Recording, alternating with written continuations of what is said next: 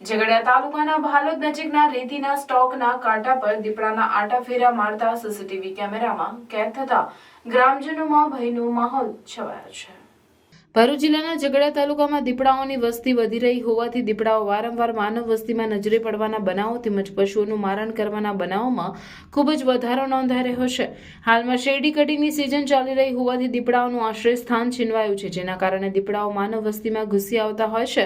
તો હવે દીપડાઓ ગીરના જંગલોની જેમ ઝઘડિયા તાલુકાના જાહેર માર્ગો પર વારંવાર જોવા મળી રહ્યા છે, જેથી લોકોમાં ભયનો માહોલ ફેલાયો છે। ઝઘડિયા તાલુકાના રાજપાટીથી ભાલોદને જોડતા રોડ પર ભાલોદની નજીકમાં આવેલ રેતીના સ્ટોકના કાંટા પર ગત રાત્રિના દરમિયાન દીપડો આંટાફેરા મારતો કેમેરામાં કેદ થયો હતો। પશુઓ પર દીપડાનો હુમલાના બનાવો તેમજ માનવ વસ્તીમાં દીપડાની હાજરી અને જાહેર માર્ગો પર દીપડાની રટાલોથી લોકોના ભયનો માહોલ છવાયો છે, જેથી વન વિભાગ દ્વારા જાહેરમાં ફરતા દીપડાઓને પકડવા માટે પાંજરાઓ ગોઠવવામાં આવે તે જરૂરી બન્યું છે।